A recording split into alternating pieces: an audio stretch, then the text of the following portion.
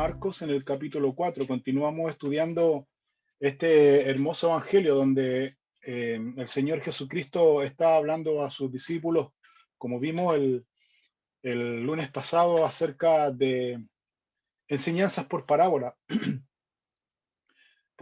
a la gente. Entonces, en este caso nosotros miramos y vimos que el Señor Jesucristo está usando la actividad común de la época, que era muy conocida por todos, que era la actividad del sembrador.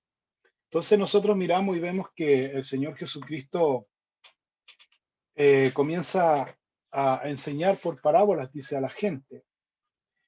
Y el propósito del Señor aquí en su ministerio es enseñar acerca del reino de Dios. Y que está diciendo aquí que el reino de Dios, a través de esta parábola, el reino de Dios está oculto.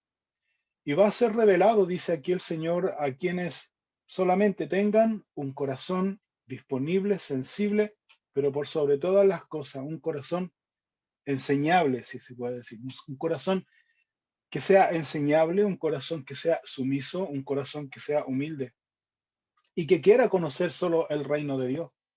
Entonces, esa es la razón de por qué el Señor enseña por parábolas a la gente.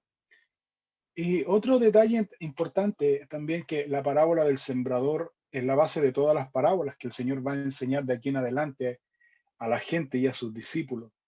Ahora, el sembrador aquí, por supuesto, es el Señor Jesucristo. El Señor Jesucristo es quien toma aquí el oficio, en cierta manera, en esta ilustración, como el sembrador, y está enseñando acerca del reino de Dios. Y Él está lanzando la semilla. ¿Cuál es la semilla? Su palabra, su enseñanza. Esa es la semilla. La otra cosa que señala el Señor también aquí, que esta semilla o esta palabra cae en diferentes corazones. Y que al caer en diferentes corazones, la enseñanza de la palabra va a dar un fruto, bueno o malo, según el corazón de la persona. Y noten esto, no es según al clima, no es según a los nutrientes, no es según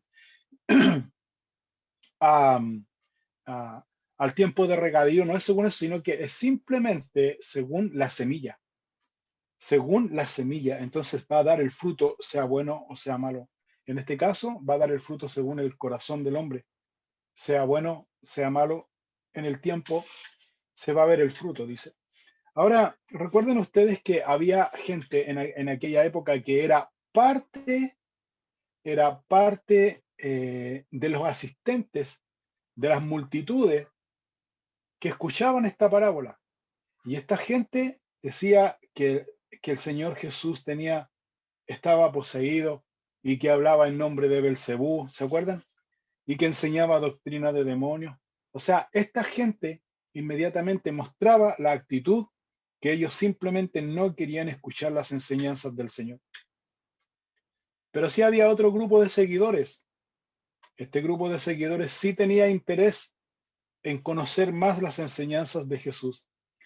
Y estas personas a quienes se les fue, o sea, quienes tenían interés, y que es lo que se va a centrar el mensaje aquí siguiente, estas personas que tenían interés fueron las personas a quien el Señor les reveló, dice, los misterios del reino. Entonces los versículos que vamos a mirar en esta noche son complementos de la parábola del sembrador. Son, bien digo, van en caminos paralelos, pero en el fondo complementan la parábola del sembrador y están hablando en detalles muy ínfimos en cuanto a esta parábola que el Señor enseñó aquí. Y el Señor va a explicar más bien en estos siguientes versículos, va a explicar en detalle el proceso del crecimiento de la palabra de Dios en el corazón del hombre. Entonces, comencemos leyendo Marcos capítulo 4, versículo 21. Dice lo siguiente: también les dijo, ¿acaso se trae la luz para ponerla debajo del almud o debajo de la cama? ¿No es para ponerla en el candelero? Porque no hay nada oculto que no haya de ser manifestado, ni escondido que no haya de salir a luz. Si alguno tiene oídos para oír, oiga. Jesús estaba usando elementos simples, elementos de la cotidianeidad del judío de la época. Y cuando habla de la luz, está hablando de esa pequeña vela o de esa pequeña candelero que cualquier gente tenía. Toda la gente podía tener acceso a esto. Era algo simple, algo común, algo que para mucha gente era sin importancia. La otra cosa que pone es también a, a disposición como algo insignificante es el almud. El almud era como una caja en donde se ponían los alimentos, era como una pequeña despensa donde se ponían los alimentos ahí. Era totalmente insignificante, cualquier familia podía tener esta caja.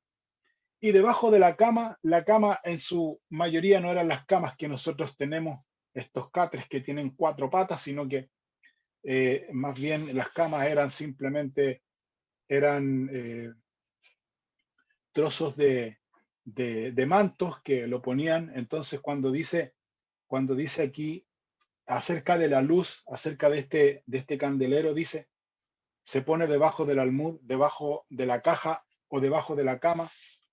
La verdad dice que la luz no es para ponerla en el candelero, dice, en el lugar preciso, en el lugar correcto. Lo que Jesús está diciendo aquí, que no hay nada oculto que no haya de ser manifestado. En el tiempo, durante el tiempo, a través del tiempo, no hay nada oculto que no haya de ser manifestado. Sea inmediato, sea en un tiempo prudente, hay cosas que en el tiempo va a ser manifestado. ¿Qué va a ser manifestado? Lo que está en el corazón del hombre. Eso va a ser manifestado. Ni escondido, dice, que no haya de salir a luz. Y aquí el Señor les pone esta pregunta, no es una pregunta capciosa, sino que es una pregunta más bien en donde ellos tenían que pensar y examinar sus corazones. Dice, si alguno tiene oídos para oír, oiga. Y no se está refiriendo a estos oídos físicos, se está refiriendo a cuando la palabra de Dios habla al corazón del hombre. Entonces, Él está enseñando acerca de a sus discípulos, por supuesto, el efecto que produce la palabra de Dios en el corazón del hombre. El Señor está diciendo aquí que en un tiempo, dice, la palabra de Dios, que es recibida por todos, como en la parábola del sembrador, dice, que salió a sembrar y semilla cayó junto al camino, cayó entre pedregales, cayó entre espinos, cayó en buena tierra. Lo que está diciendo ahí, que en el tiempo se va a ver el fruto. Y eso tiene alusión al corazón del hombre. Recibimos toda la palabra de Dios, todos recibimos la enseñanza del Señor en su palabra, a través de los estudios bíblicos, pero de acuerdo a la disposición que nosotros tengamos de obedecer o desobedecer, de creer o no creer en la palabra de Dios, es el fruto que vamos a tener en la vida. Ese es el punto principal aquí. Ahora, el Señor está diciendo aquí que su palabra entonces cumple un efecto, que eso es sobrenatural y eso viene de Dios. ¿Cuál es el efecto? La palabra de Dios alumbra el corazón. Cuando hablamos de corazón, hablamos de la mente. Alumbra la mente, alumbra el corazón del hombre. Pero aparte de alumbrar el corazón y la mente del hombre, también la palabra de Dios eh, saca a luz la condición del hombre, la condición en la cual se encuentra el hombre. La palabra de Dios también va a ser revelada o va a ser velada o va a ser no revelada de acuerdo a la persona. La palabra de Dios está a disposición de todo, pero va a depender de la persona que esa palabra tenga frutos o se muera, o quede ahí. Literalmente, se muera, que es lo que el Señor va a enseñar aquí. Por eso el Señor está diciendo aquí, no está condenando, no está juzgando, porque el Señor dijo que Él no vino a condenar, sino que Él vino a salvar, sino que el Señor simplemente está poniendo en advertencia al hombre de la época y en este tiempo, que la palabra de Dios va a dar fruto o no va a haber fruto, de acuerdo a la recepción que esa persona tenga de la palabra de Dios, que esa persona tenga del mensaje de Dios. Por eso el Señor termina diciendo, si alguno tiene oídos para oír, oiga. Esa es la primera parte.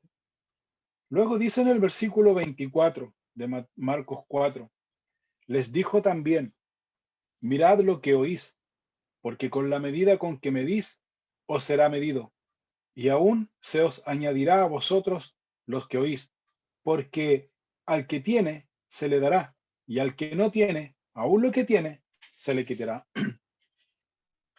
El Señor les había dicho anteriormente que si ellos escuchaban el mensaje se hacían responsables de lo que hiciera cada uno con ese mensaje. Y eso, y esa norma y esa regla se ha mantenido hoy día. El Señor nos ha dado un mensaje, por eso estamos reunidos aquí. Y de acuerdo a lo que nosotros hagamos con ese mensaje que Dios nos ha dado de manera personal, no colectiva, sino personal, es lo que va a determinar nuestra cercanía con Dios o derechamente nuestra lejanía de Dios. Eso es lo que está diciendo aquí el Señor Jesucristo, confrontando al hombre con Dios mismo, no con la religión, no con una forma, no con un sistema. Está confrontando Dios al hombre con Dios en su relación personal con Dios. Así que cada persona que tenía esta responsabilidad, esta, bien digo, esta responsabilidad, este privilegio de escuchar el mensaje de Dios, se hacía responsable de lo que hiciera cada uno después con su vida. Era responsable, no ignorante, responsable.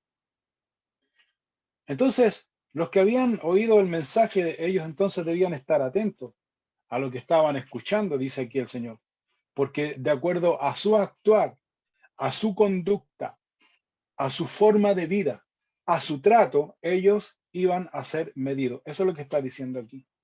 Eso es lo que está diciendo el Señor aquí. Ahora, si nosotros estamos en una iglesia, si nosotros pertenecemos a una congregación donde se nos enseña el consejo de Dios, libro por libro, capítulo a capítulo, versículo a versículo, de una manera y de una forma sistemática como nosotros lo hacemos, entonces cada uno de nosotros somos totalmente responsables del conocimiento que Dios nos ha revelado, y por ese conocimiento, por esa abertura de mente que Dios nos ha alumbrado nuestra mente, nuestro camino, ha intervenido en nuestra conducta, nos ha dado conocimiento para nosotros cambiar nuestra conducta. Nosotros desde ese momento, lo que está diciendo Cristo aquí, porque Él está hablando aquí, somos responsables de ese conocimiento que Dios nos ha revelado. Y el proceso de cambio que va a empezar a hacer en nosotros es en base a ese conocimiento. Por lo tanto, si no hay cambios, no hay conocimiento.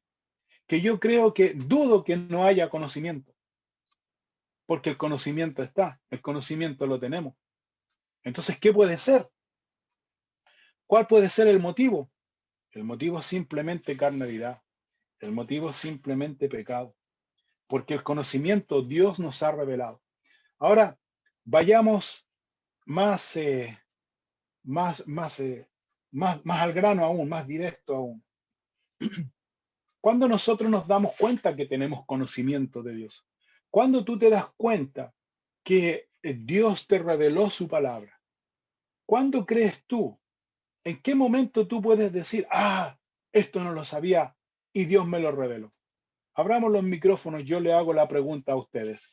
¿Cuándo piensas, no sé si me entiende la pregunta, cuándo piensas tú que Dios habló, que Dios te reveló y tú dices, esto, la verdad es que no lo sabía? ¿Cuándo? ¿En qué momento? ¿Me entiende la pregunta?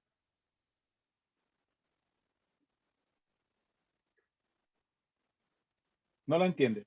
¿Cuándo te das cuenta tú de que al leer tu devocional, a escuchar un estudio bíblico, te das cuenta tú en tu corazón que Dios te habló, que Dios realmente fue la palabra de Dios que habló a tu corazón? Eso, Cuando te confirma y tienes paz de lo que Dios te habló. exactamente. ¿Será que a veces Dios te ha hablado, por ejemplo, cuando tú estás en una mala conducta, en una mala acción, y Dios por su palabra, sin tener arte ni parte, el predicador o la persona que esté ahí, su palabra te habló a tu corazón en donde te dice, tienes que cambiar esta conducta, tienes que cambiar esta actitud, tienes que cambiar? ¿Le ha pasado a alguno de ustedes? Así mejor se las hago. ¿Le ha pasado a alguno de ustedes eso alguna vez en su vida? Levanten la mano nomás. ¿A quién no le ha pasado nunca? Levante la mano al que nunca le ha pasado eso.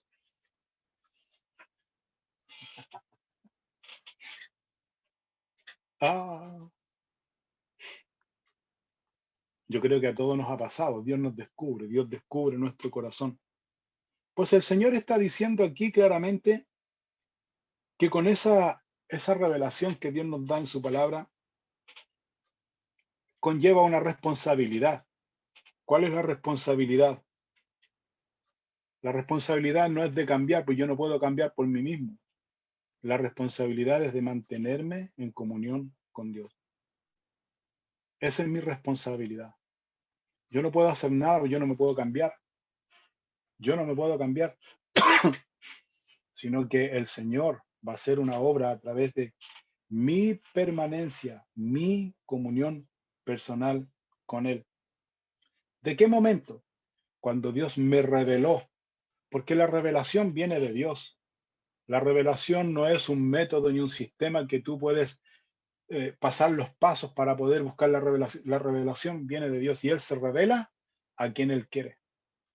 Él se revela a quien Él quiere. Por lo tanto, si Dios te ha revelado su palabra en alguna conducta, no con condenación, sino te ha revelado simplemente que algo no está bien, ¿qué tenemos que hacer? Cambiar. Tenemos que simplemente cambiar. Ahora, el Señor dice aquí a los discípulos, dice, con la medida que medís, os será medido.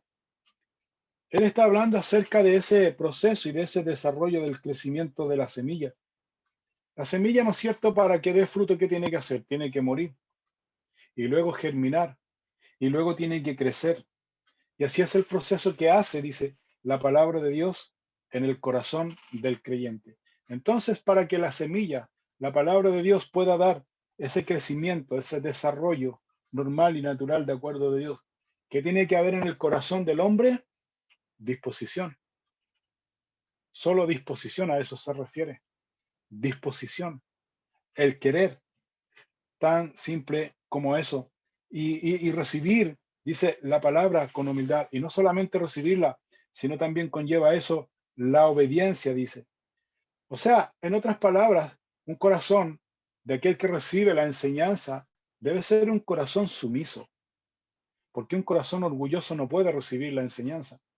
Un corazón sumiso es aquel que es un corazón enseñable, un corazón que es sensible a la voz de Dios, pero por sobre todas las cosas es un corazón que te lleva a la acción, a hacer cambios radicales en tu vida, te empuja a hacer cambios radicales en tu vida. Así que el Señor dice claramente aquí que aquella persona que tiene, como dice aquí, esa disposición de cambiar o de reconocer y de cambiar, dice, aún dice, versículo 24, les dijo también, mirad lo que oís, porque con la medida con que medís, os será medido, y aún se os añadirá a vosotros los que oís. Porque al que tiene, se le dará, y al que no tiene, aún lo que tiene, se le quitará. Hasta aquí está hablando acerca de aquel corazón que es enseñable, que es humilde, que está dispuesto a recibir el consejo de Dios, que lo practica en obediencia, está en obediencia. Pero el lado contrario es aquel, dice el versículo 25, aquel que tiene, es decir, aquel que tiene talentos, capacidades, aquel que tiene ese deseo de poder servir a Dios y tiene un corazón humilde, se le va a dar mucho más, se le va a dar mucho más, eh, eh, mucha bendición de Dios, mucho talento de parte de Dios. Luego dice aquí, y al que no tiene, aún lo que tiene, se le quitará. ¿Quiénes son estos? ¿A quiénes se refiere Jesús aquí? Que al que no tiene, aún lo que tiene, se le quitará. Se está refiriendo a los conformistas, no a los transformistas, a los conformistas. Se está refiriendo a los que se conforman. Se está refiriendo a los que se conforman con el día a día. va a llegar el punto en que esos que se conforman en el día a día con servir a Dios y no hacen de más, aún, y mira esto, aún, o a pesar de que Dios se les ha revelado, a pesar de que Dios ha abierto su mente, su corazón, pero ellos se conforman en hacer lo justo y necesario de acuerdo a lo que, eh, a lo que ellos ven o a lo que ellos limitan, eh, es un peligro. A eso se refiere, es un peligro. ¿Por qué es un peligro? Porque lo poco que tienen va a llegar el momento en que no van a tener absolutamente nada. Y lo peor de todo es que no se van a dar cuenta. Por ejemplo, por ejemplo, no sé si viene al caso, pero me viene a la memoria este ejemplo, esta ilustración de Sansón en el Antiguo Testamento. Sansón tenía todas las características, cualidades del llamado de Dios, bendiciones de Dios, talentos, dones, llámele como no había dones, pero él tenía la fuerza, había sido un hombre escogido por Dios. 7 veces, 7 veces él fue engañado por la mujer, entre comillas, que era la mujer de su, de su vida. 7 veces. Y las 7 veces no captó y no se dio cuenta. 7 veces. Sansón ahí, cuando él comenzó a hacer, a perder, digamos, toda su fuerza, entre comillas, porque era el Espíritu de Dios que estaba sobre él no se dio cuenta en la 7ª vez, él no se dio cuenta que el Espíritu de Dios se había apartado de él. Yo creo que esa ilustración aplica muy bien a lo que está enseñando aquí el Señor Jesucristo.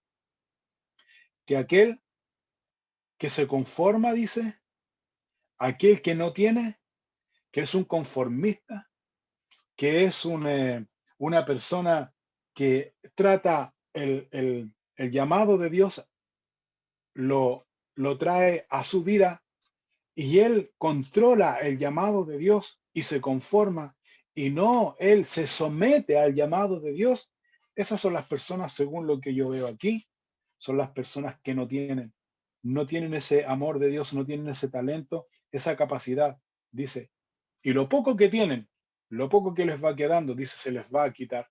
Y eso poco que les va quedando, se les va a quitar y se les va a dar a aquel que tiene mucho más.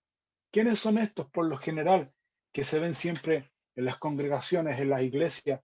¿Quiénes son estos? E insisto en esto. Son aquellos que tratan de manipular la obra de Dios, el plan de Dios, el llamado de Dios. Ese es lo prioritario, el llamado de Dios en sus vidas. Lo tratan de acomodar a su propia vida. Eso, hermanos míos, no se puede hacer. No se puede hacer. Te vas a frustrar, vas a luchar toda tu vida, vas a pelear toda tu vida, vas a ser un hombre infeliz. Y no solo esto, vas a ser infeliz a tu propia familia, a los de tu prójimo, porque estás haciendo lo que Dios no te mandó hacer. Entonces, ese es el punto. Y aún lo poco que tiene, ¿qué puede ser lo poco? Yo creo que lo poco que puede ser a lo que se refiere aquí, lo poco que tú entiendes de Dios, va a llegar el momento en que no vas a entender absolutamente nada. Y eso se te va a quitar. Porque la revelación, porque la luz, ¿te has dado cuenta cuando hablamos de revelación y cuando hablamos de luz espiritual? Es la acción cuando tú lees la escritura o escuchas un estudio bíblico y tú te das cuenta que, esto es lo que me falta, esto tengo que hacer, esto es lo que Dios me habló, esto es lo que Dios me ministró. Eso no es de tu propia capacidad. Eso no es el don de cachativa, como decían algunos por ahí, no, yo tengo el don de cachativa, las cacho todas. No, no es eso, hermano, para nada, no es eso. Todo lo que tú entiendes de la palabra de Dios y las aplicas a tu vida y que el Espíritu Santo está hablando a tu corazón. Esa es, hermanos míos, revelación de Dios, luz de Dios. Entonces, a medida que va pasando el tiempo, el Señor nos va dando de su luz. Como dice Lucas 12:48, a quien mucho se le da, mucho se le demanda. A quien más se le confía, más se le va a pedir.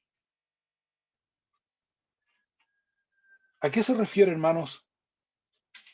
¿A qué se refiere según ustedes ese versículo de Lucas, capítulo 12, versículo 48?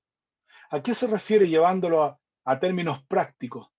¿A qué se refiere ahí el escritor cuando dice a quien mucho se le da? ¿A qué creen ustedes que se refiere? ¿Qué se le está dando según el escritor ahí? ¿Qué creen ustedes que se le está dando ahí? Abran los micrófonos un momentito y los dejo ahí con esta pregunta si alguien entiende. ¿A qué se refiere cuando dice a quien mucho se le da? ¿Qué se le da? Bendiciones materiales. ¿Qué se le da según ustedes, según lo Creo entienden? que, ¿Sí? ¿Alguien? yo creo que entendimiento de Dios, entendimiento de Dios, revelación, responsabilidad también, por decirlo de alguna forma, dentro a lo mejor, poniéndolo físicamente en una iglesia, a lo mejor van a ser los líderes o el pastor quienes tienen mayores responsabilidades, que están a cargo de recibir eso puro de Dios y también de transmitirlo de una manera pura, que eso es mucho más responsabilidad que quizá que una persona que solamente está sentada recibiendo, que la vida de ellos es más pública, que a las tentaciones si lo votan va a ser más expuesto. Eso. Exactamente. ¿Alguien tiene otra opinión con respecto a esto que dijo Elías? Cuando dice a quien mucho se le da, mucho se le demanda. A quien más se le confía, más se le va a pedir. ¿Qué se le confía? ¿Qué se le da?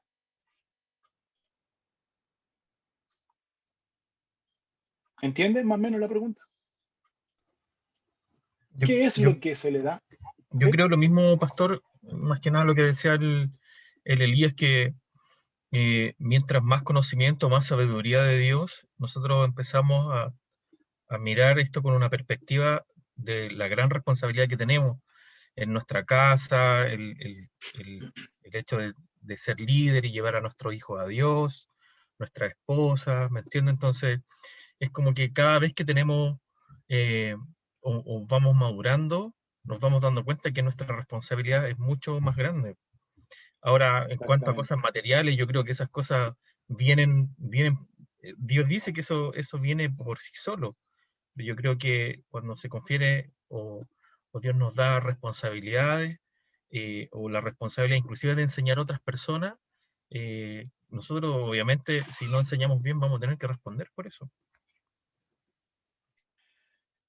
Exactamente. Cuando habla la escritura, gracias mi hermano, gracias Elías, gracias Rodrigo. Cuando hablan mis hermanos de acuerdo a lo que ellos entienden, el Señor Jesucristo dice que Él nos da de su revelación, Él nos da de su palabra, podemos entender. Nosotros no entendemos la Biblia. Hay teólogos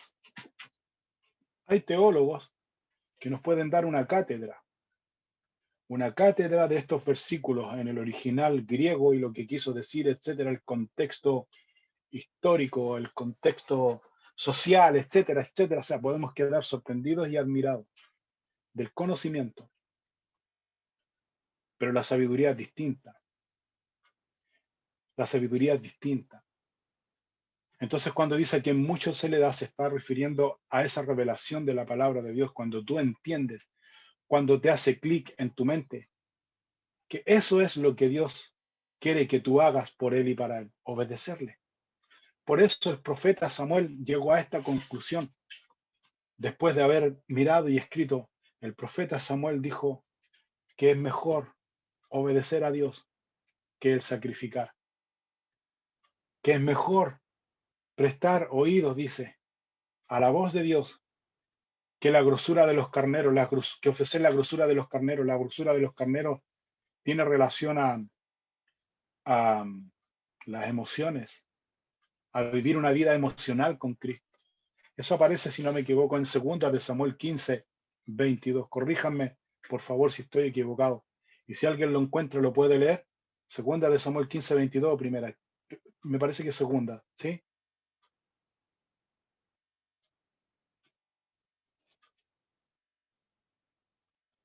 ¿Qué dice?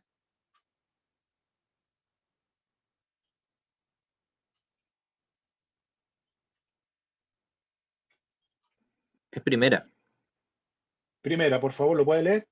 ¿sí? Dice, y Samuel dijo, ¿se complace Jehová tanto en los holocaustos y víctimas como en lo que se obedezca a las palabras de Jehová?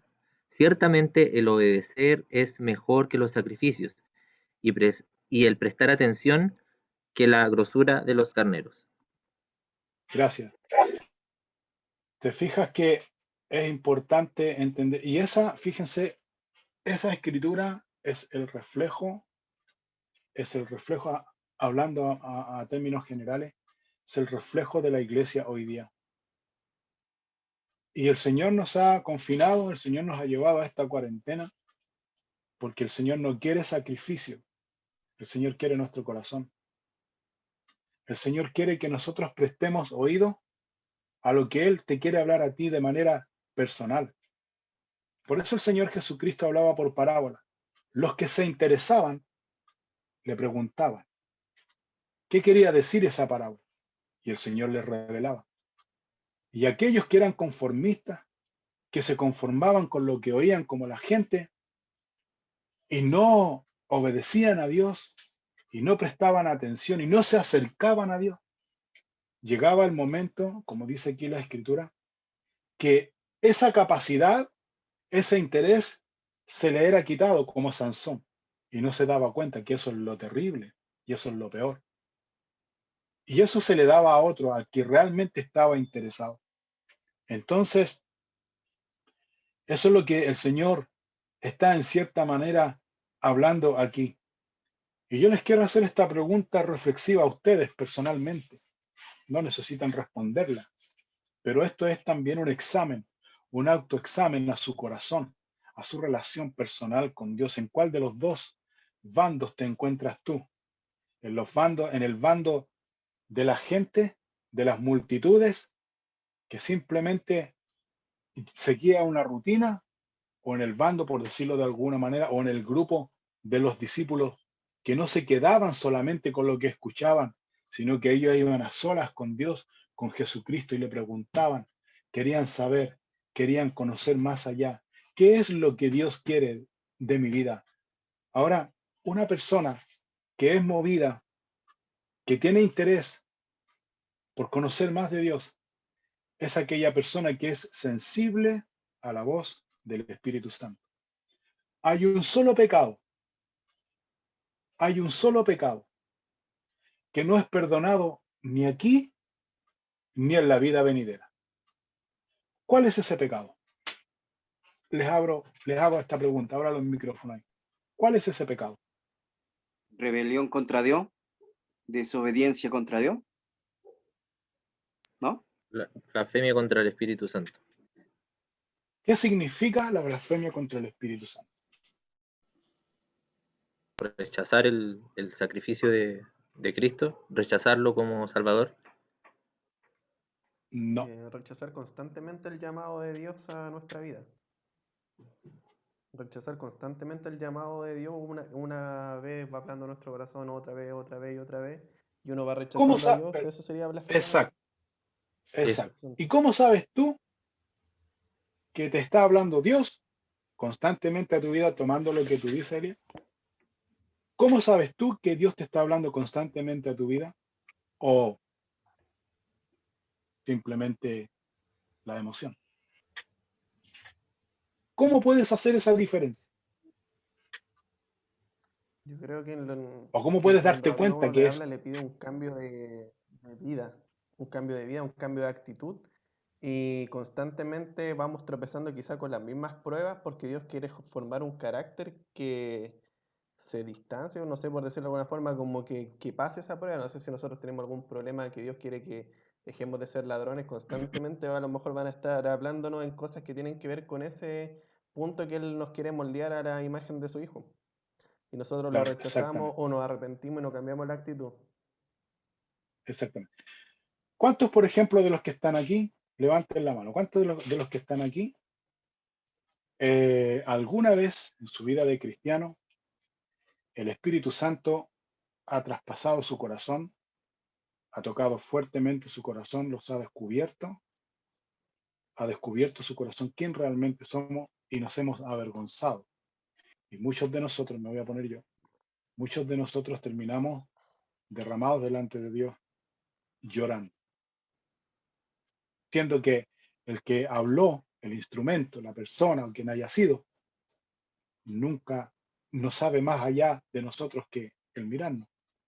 Pero nosotros nos dimos cuenta que eso traspasó nuestro corazón y terminamos rendidos delante. ¿Cuántos? Levanten la mano. ¿Cuántos?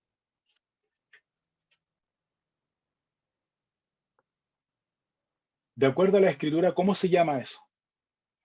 ¿Se acuerdan cuando el apóstol Pedro, en su primer discurso en el libro de Hechos, se mandó una predicar? Se mandó una exhortación, ¿se acuerdan? En Hechos capítulo 2. Y en esa exhortación, ¿cuántos se convirtieron? 3.000. Pero algunos de los varones israelitas llegaron, dice, y hay una palabra clave. Algunos de los israelitas se miraban unos a otros cuando estaban escuchando, se miraban unos a otros, dice, y ambos, dice, se preguntaban y decían, varones hermanos, decían, ¿qué haremos? Y le dicen a Pedro, Pedro, para un poquito, para, nos tienes aquí atragantado con la espada atravesando nuestro corazón, Pedro, pero ¿qué podemos hacer? ¿Y qué les dijo Pedro? Arrepentidos y convertidos, ¿se acuerdan? Pero hay una palabra clave. Dice que ellos se compungieron, ¿sí o no? Se compungieron de corazón. Hermanos, si no hay ese encuentro personal con Cristo y su Espíritu Santo, que nos habla una y otra vez, una y otra vez, una y otra vez, pero nosotros seguimos haciendo lo que bien nos parece. La primera cosa que sucede a esa persona que constantemente el Espíritu Santo le habla y quiere traspasar tu corazón, esa persona sigue, digamos, llevando la palabra de Dios a su forma y se acomoda. La primera evidencia de esa persona se llama religión. Esa es una persona religiosa. Ese es el primer paso. Es una persona religiosa. Religiosa. Luego esa persona religiosa que logra calmar su corazón ya endureció su corazón al Espíritu Santo. Y cuando esa persona religiosa endurece su corazón al Espíritu Santo, esa persona se vuelve crítico. ¿Por qué? Porque esa persona necesita responder o acallar esa necesidad que tiene de Dios, que él mismo cerró la puerta. Va a llegar el momento en que el Espíritu de Dios no le va a seguir hablando. Y esa persona le va a dar lo mismo aquí y en su comunión con Dios. No sé si me explico. Le va a dar lo mismo. Ya esa persona está en un terreno peligroso. Ya cuando esa persona, porque el siguiente paso es, ya cuando esa persona, en tiempos de dificultad, en tiempos de necesidad, en tiempos de aflicción, no acude a Dios lo tiene en último grado, ya esa persona ya está en un peligro inminente. Está a las puertas, no del todo, pero está a las puertas de la blasfemia contra el Espíritu Santo. Ya esa persona puede escuchar sermones y mensajes, pero de hombres teólogos eminentes. Pero si esa palabra de Dios no provoca cambio en tu corazón, eso no sirve absolutamente de nada. Por lo tanto, hermano, el consejo que Dios nos da aquí, siguiendo la lectura en Marcos capítulo 4, versículo 26, dice el Señor Jesús, dice lo siguiente.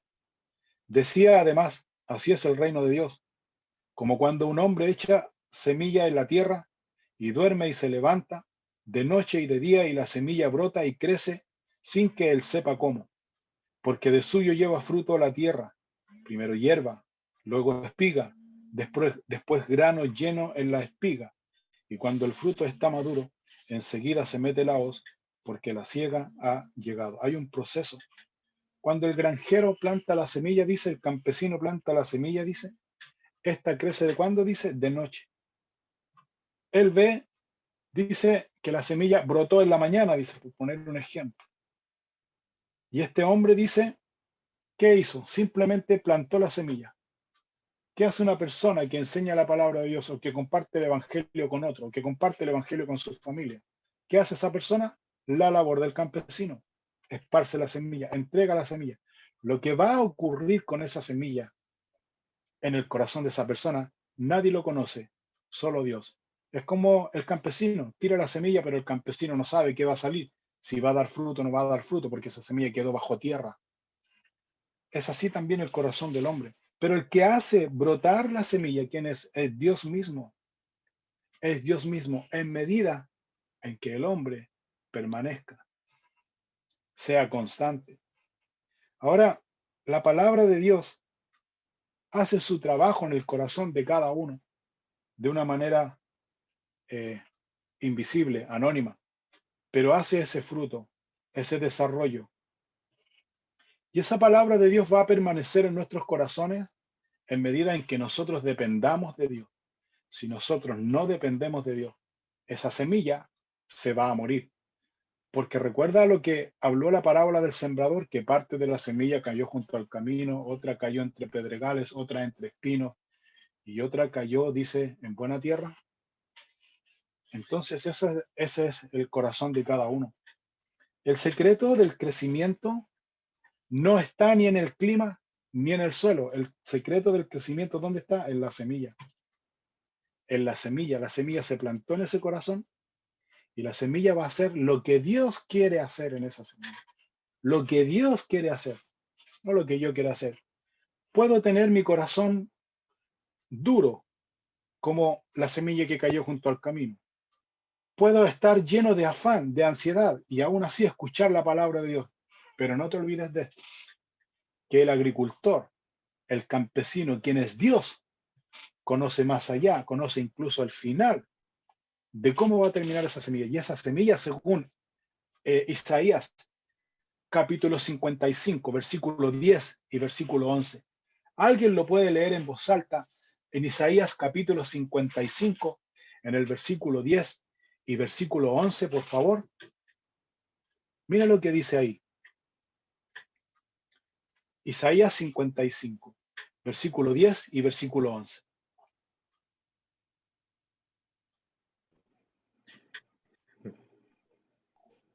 ¿Segundo? ¿No? ¿Ya? Sí. ¿Lo leo yo? ¿O tú? Leo. ¿Segundo? Sí. Porque como desciende de los cielos la lluvia y la nieve, y no vuelve allá, sino que riega la tierra y hace germinar y producir, y da semilla al que siembra, y pan al que come. Así será mi palabra que sale de mi boca, no volverá a mí vacía, sino que hará lo que yo quiero, y será prosperada en aquello para que la envíe. Gracias. Así es mi palabra, que hace lo que yo quiero. No está hablando ahí, si cayó bueno, se jodió este. No, lo que yo quiero. O sea, entonces si la palabra de Dios cae en un semillo, en un corazón duro, esa palabra de Dios es ahogada por el afán y la ansiedad de este mundo. Si esa palabra, por ejemplo, es ahogada por muchas otras cosas del mundo y no da el fruto, esa palabra, esa semilla va a dar el fruto. Fíjate que esa semilla no se muere. Esa semilla va a dar un fruto. Va a dar un fruto, pero de acuerdo a Dios. ¿Que le va a costar a esa persona? Le va a costar. O sea, no sé si pueden ustedes dimensionar hasta dónde llega la gracia de Dios. Independiente de la actitud que nosotros tengamos ante Dios en base a esta enseñanza o recibiendo esta enseñanza, lo que vamos a hacer con esta enseñanza después depende de Dios, no de nosotros. Pero nuestra disposición, el corazón, nuestro corazón, lo que el Señor nos aconseja en esta noche, debe estar disponible, debe estar atento, porque somos discípulos del Señor. No somos seguidores solamente, somos discípulos del Señor. Ese es el punto. Ese es el punto a que el Señor nos quiere llevar. Versículo 30. Decía también, ¿a qué haremos semejante el reino de Dios? ¿O con qué parábola lo compararemos? Es como el grano de mostaza que cuando se siembra en tierra es la más pequeña de todas las semillas que hay en la tierra, pero después de sembrado crece y se hace la mayor de todas las hortalizas y echa grandes ramas, de tal manera que las aves del cielo pueden morar bajo su sombra. Lo que el Señor está enseñando aquí acerca de la semilla de mostaza, que era la más pequeña de las semillas para el mundo judío. Entonces, para Israel. Y dice que cuando esta semilla es sembrada, dice, en el tiempo comienza a crecer y a desarrollarse de una manera sobrenatural, por decirlo, de acuerdo a sus dimensiones, y empieza a crecer y empieza a dar fruto. Y cuando empieza a crecer y empieza a dar fruto, empieza a albergar, dice, con sus ramas a las aves del cielo. En este contexto aquí, está hablando, cuando habla de las aves del cielo, está hablando de la influencia de Satanás. ¿A qué se refiere con esto? Cuando la semilla, la palabra de Dios, llega en el corazón y comienza a dar fruto, tenemos que tener mucho cuidado nosotros de poder mantenernos en comunión y en una relación personal con Dios para poder distinguir justamente los elementos distractores, los instrumentos de Satanás que nos desvían de ese propósito perfecto que Dios quiere hacer en nuestras vidas. Por ejemplo, la semilla de mostaza está hablando aquí de una semilla que es deforme, comienza a deformarse, y eso es a que muchos de nosotros decimos y vemos que la cantidad de congregación es bendición de Dios. No es tal así. Eso no quiere decir absolutamente nada. Que somos muchos, eso no quiere decir absolutamente nada, ¿sí?, de crecimiento, sino que eso quiere decir realmente que nosotros, por ejemplo, tengamos nuestra relación personal con Dios, dice. Tengamos nuestro tiempo personal con Dios, y nos mantengamos derechos con Él, en comunión con Él. La semilla de mostaza, si bien es cierto en el contexto aquí, en este contexto, está hablando de que sí, de que crece, se desarrolla. En el contexto aquí está hablando de que cuando la palabra de Dios entra en tu corazón, tú creces, te desarrollas, pero tienes otros riesgos más. ¿Cuáles son los otros riesgos? Las malas influencias. Como dice el libro de Corintios, no erréis, dice. Las malas conversaciones corrompen las buenas costumbres. También el libro de Corintios dice que hay instrumentos de Satanás, dice, dentro de la congregación. ¿Te fijas? Que son solamente para distraernos. Entonces se está hablando aquí del crecimiento. Ese es el contexto que Jesús está hablando aquí. La semilla que fue plantada en el corazón, ese crecimiento y ese desarrollo tiene que ser en forma natural. Y cuando eso se desarrolle, tenemos que cuidarnos de no albergar estos pájaros, dice que son aves del cielo, que pueden morar bajo su sombra. Está en relación al cuidado. Cuando uno crece espiritualmente, cuando uno crece, cuando uno madura espiritualmente, cuando uno se va desarrollando, nunca, para hacerlo más directo, nunca debemos creernos el cuento de que ya estamos a un nivel superior, porque ya estamos a punto de poder ser desechados. Siempre debemos mantenernos en humildad, teniendo un corazón enseñable. Versículo 33 y 34. Con muchas parábolas como estas, les hablaba la palabra conforme a lo que podían oír. Y sin parábolas no les hablaba, aunque a sus discípulos en particular les declaraba todo. Se está refiriendo aquí el Señor Jesucristo a que Él le hablaba a las multitudes por parábola. ¿Y a quiénes les explicaba todo? A los discípulos. Pero les quiero hacer una pregunta. Si el Señor Jesucristo, como dice aquí Marcos, si el Señor Jesucristo hablaba por parábolas a las multitudes y a los discípulos les explicaba todo, ¿los discípulos realmente entendieron cuando Jesús estaba en vida? ¿Entendieron en qué consistía el reino de Dios? ¿Qué piensan ustedes? ¿Entendieron realmente? Porque aquí dice, y sin parábola nos hablaba, aunque a sus discípulos en particular, en privado, les explicaba las parábolas. Pero yo les quiero hacer esta pregunta. ¿Entendieron los discípulos realmente el mensaje de la parábola?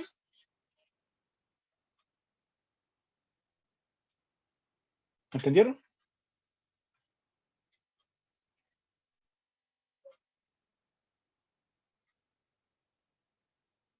Díganme alguna cosa. Yo creo que muchos de los discípulos entendieron cuando tuvieron como el encuentro realmente ya personal con Jesús, porque muchos de ellos pensaban de que Jesús aquí venía a instaurar su reinado y ya se estaban preparando para eso. Entonces, yo creo que a medida que Dios les fue revelando, ellos empezaron a entender, pero además, a medida que ellos en su humanidad fueron igual cayendo en su, no sé, en sus pecados, en sus cosas o en su humanidad misma, ellos después eh, pudieron entender como el real significado, pero para eso ellos tenían que ver todo de una perspectiva como más que humana, ¿me entiendes? Ujú, Más de un reino terrenal. Ellos después empezaron a entender. Yo creo que al principio no entendían tampoco mucho. claro. Exacto. Por ejemplo, cuando el Señor Jesucristo estuvo en vida y el Señor Jesucristo estaba a una semana de ir a la muerte, de ser crucificado, ¿cuántos de los discípulos a quienes a quien el Señor Jesús les explicó las parábolas, les habló en detalle, tomó tiempo con ellos? ¿Cuántos de los discípulos acompañó a Jesús, estuvo con Jesús, cerca con Jesús, dando la cara por Jesús cuando estaba siendo juzgado por el Sanedrín, condenado a muerte y golpeado? ¿Cuántos? ¿Cuántos de los discípulos dijeron, a ver, paren un poquito, Jesús no anda nada solo, yo estoy aquí para defender? ¿Cuántos? Ninguno. Ninguno. Exactamente, exactamente. De hecho, Uno. muchos estaban desde lejos, con miedo, arrancando. ¿Quién? Simón Pedro, que estaba ahí ¿Y mirando qué desde dijo lejos. Simón Pedro? ¿Qué dijo Simón Pedro cuando Jesús estaba en vida? Y cuando Simón Pedro dice, Señor, no, tú eres el Hijo, el Cristo, el ungido de Dios. Y Jesús le dice, Pedro, no te lo ha revelado carne ni sangre, sino mi Padre que está en los cielos. Y después Jesús dijo, tengo que ir a Jerusalén, tengo que morir. Y salta Pedro. ¿Y Porque qué le quería dijo morir Pedro? con Jamás él y que no lo iba nunca. a abandonar. Como que jamás Exacto, nunca nadie lo toque, porque si lo tocan, él va a estar ahí, Eso. exacto. va a ¿Y pelear qué le Igual de dijo espalda Jesús? casi. Exacto. Dice, apártate de mí, Iba a dar la Satanás. cara por él. ¿Qué le dijo Jesús, perdón? Apártate de mí, Satanás. ¿Por qué le dijo ¿No? Satanás? O sea, un cristiano, o sea, tomando el ejemplo, o sea, entonces Pedro estuvo poseído por Satanás. ¿Qué piensan ustedes? Satanás No, pero usó a actuó Pedro. como contra el propósito de Dios, por decirlo de alguna forma. No estuvo ¿Qué hizo poseído. Satanás en Pedro? Estuvo influenciado. Satanás influenció a Pedro, pero no lo poseyó. ¿Por qué lo influenció? ¿Qué vio Satanás? ¿Qué debilidad vio Satanás en Pedro para influenciarlo? De ser tan impulsivo. ¿Ya? ¿Sí? Como ¿Qué debilidad vio autosuficiencia, Satanás? ¿Ya? ¿Cómo se llama eso? En orgullo. otras palabras más, orgullo, por hermano, orgullo. Porque recuerden esto, Pedro dijo, jamás nadie, mientras yo viva, te voy a defender, voy a dar la cara por ti. Jesús le dijo, atrás de mí, Satanás. ¿Qué vio Jesús? La influencia de Satanás sobre Pedro, porque Pedro era orgulloso. Y una de las cualidades del orgullo, según Jorgito, una de las cualidades del orgullo es ser atarantado, espontáneo, llegaba y la alargaba, no la pensaba. A veces nosotros negamos al Señor, no solamente 3 veces como lo hizo Pedro, negamos al Señor muchas veces porque somos orgullosos, porque no somos enseñables, nuestro corazón no es enseñable, ni sumiso, ni obediente, porque nosotros queremos traer y traemos el llamado de Dios que nos ha dado su revelación, ha abierto nuestra mente, nuestro corazón con un propósito. ¿Cuál es el propósito? Que tú seas conocido, que la gente diga que hoy cuánto sabe, o cuánto sabe este, me encanta conversar con este porque este realmente sabe. Para eso Dios nos abrió su mente, nuestro corazón. Para eso Dios se ha revelado en su palabra. No, Señor, Él se ha revelado para que Él sea glorificado a través de nosotros. Pero muchas veces nosotros por orgullo, autosuficiencia y conformismo, que esa es la otra palabra que está sucediendo en nuestro tiempo. Yo tengo mis dudas cuando nosotros volvamos a congregarnos como iglesia, como congregación. Tengo mis dudas que muchos puedan volver, de los que ya estuvimos inicialmente, que muchos puedan volver a congregarse. Porque este tiempo es un tiempo de prueba. ¿Qué está probando Dios de nosotros en este tiempo? Dios está probando nuestra comunión con Él. Tan simple como eso. Si le obedecemos o no le obedecemos. Y esta es una enseñanza actualizada. La palabra de Dios es totalmente actualizada. El Señor dice claramente aquí que quiero repetir esto para concluir. El Señor Jesucristo dice, porque al que tiene, se le dará, versículo 25. Y al que no tiene, aún lo que tiene, se le quitará. Pero al que tiene, ¿qué es lo que tiene? ¿A qué se refiere el Señor aquí cuando dice al que tiene? Al que tiene el entendimiento, al que Dios se le ha revelado, al que sabe qué es lo que tiene que hacer, porque Dios se lo ha revelado lo que tiene que hacer y no lo hace. Entonces hay un espacio que solo Dios conoce, pero ese tiempo se termina y la persona no se da cuenta porque es Dios quien termina ese tiempo. Y esa persona sigue por inercia. Y aún lo poco que conoce se le va a quitar. Y esa persona no se va a dar cuenta. Y cuando esa persona no se dé cuenta, porque simplemente está inerte a todo esto, insensible, porque una de las evidencias es la insensibilidad que uno tiene al Espíritu Santo.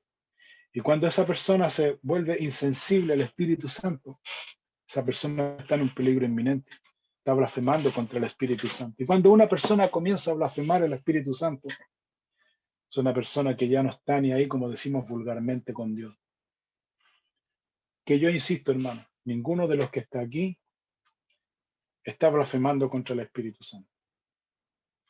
¿Por qué puedo decir con tanta convicción que ninguno de los que estamos aquí está blasfemando contra el Espíritu Santo? ¿Sabes por qué? Porque es el Espíritu Santo quien nos reúne aquí. Si nosotros estuviéramos en blasfemia contra el Espíritu Santo, usted no está aquí. Ahora, yo no estoy juzgando porque Dios no me llamó a juzgar para decir que los que no se congregan aquí están blasfemando. No estoy diciendo eso, lo estoy tomando solamente como un ejemplo.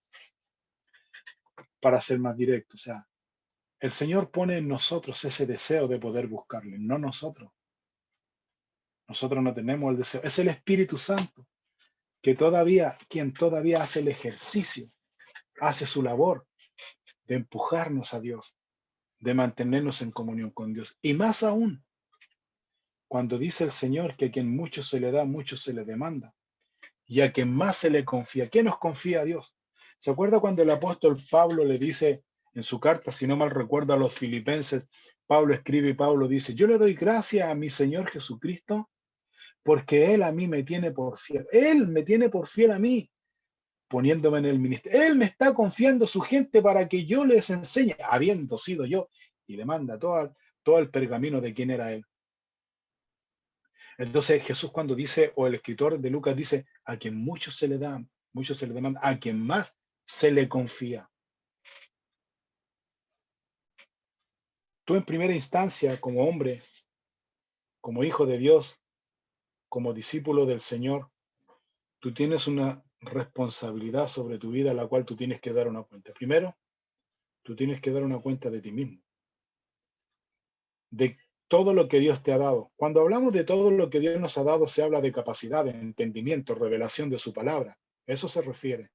Cuando tú lees un versículo y tú lo aplicas a tu vida porque lo entendiste, eso no fue capacidad tuya, eso fue que Dios, el Espíritu Santo, abrió tu mente para entender. Porque insisto en esto, hay profesores universitarios que enseñan teología pero no entienden lo que dice la palabra de Dios. La enseñan como materia, no entienden. Pero tú, tal vez no eres un profesor de teología, pero tú lees un versículo, estás escuchando el mensaje en esta noche y Dios te abrió tu mente. No fue por tu capacidad, porque el Espíritu Santo abrió tu mente. Porque Él quiere hacer algo de ti. Porque Él se quiere glorificar a través de tu vida. Él entonces te ha revelado, Él te ha dado conocimiento. Y la otra cosa que dice, a quien mucho se le confía. ¿Qué te ha confiado Dios? Primero, Dios te ha confiado la salvación y tienes que cuidarla y tienes que guardarla. Segundo, Dios te ha confiado a los que somos casados, a la esposa, en ese orden, a la esposa. Tercero, los que tenemos hijos. Dios nos ha confiado a nuestros hijos, nuestros nietos. Cuarto, Dios te ha confiado a tu prójimo, con quienes tú vives. Eso Dios te ha confiado. Entonces, ¿qué estás haciendo tú por ellos espiritualmente? No materialmente, porque nosotros proveemos. No hay problema en eso. Me estoy refiriendo al aspecto espiritual. ¿Qué estás haciendo tú? Dios nos va a pedir cuenta. Y si estamos en ese conformismo, entonces Jesús dice aquí en esta noche, aún lo que tenga, aún lo que conoce, pero no lo pone en práctica, se le va a quitar y se le va a dar al otro, al que tiene más. Ojalá esa no sea nuestra condición.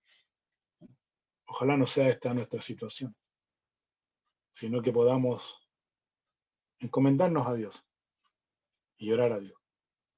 Oremos. Padre, te damos gracias por tu palabra en esta noche, la cual nos confronta, la cual, Señor, revela nuestra condición frente a ti, la cual, Señor, como dice ahí tu palabra, no hay nada oculto que no se haya de manifestar.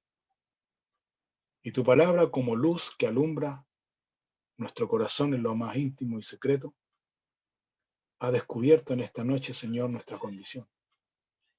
Quiénes somos, lo que somos, y quién realmente vamos a ser, porque tú conoces todo lo de nosotros, Señor. Independiente, Señor, de quién, Señor, podamos ser, pues en esta noche, en obediencia, Señor, a tu palabra, te rogamos, Señor, humildemente, que nos perdones de nuestro pecado, de nuestra naturaleza pecaminosa, que nos saques de esta naturaleza pecaminosa, la cual nos marca teniendo esta tendencia siempre al mal, siempre al pecado, siempre a la ofensa, siempre al conformismo, siempre a la liviandad, siempre, Señor, al legalismo, siempre a la religiosidad. Perdónanos, Señor, esta noche. Cambia nuestro corazón, nuestra mente y nuestra vida. Y que tu palabra, como semilla, pueda, Señor, caer en buena tierra, para que tú, Señor, puedas tú, Señor, dar ese crecimiento, ese desarrollo, esa madurez espiritual, para poder, Señor, despertar, como dice tu palabra, nuestros sentidos y estar atentos y pendientes a los tiempos que estamos viviendo. Bendice mis hermanos y sus familias representadas a través de ellos, a cada uno, Señor. Limpia nuestro corazón y nuestra mente, purifícanos, y los que tenemos un llamado claro, preciso, en nuestro corazón, de trabajar en tu obra, ayúdanos, Dios, a ejercer ese llamado, sin distracción, sin evasiones, sino que podamos obedecerte a ti por sobre todas las cosas. Es por eso que pedimos esta noche que nos aumentes la fe. Aumentanos la fe y la confianza en ti, para poder estar seguros y caminar seguros contigo, Señor. Gracias te damos por tu palabra esta noche. Gracias, Dios, en el nombre de Cristo Jesús. Amén y amén.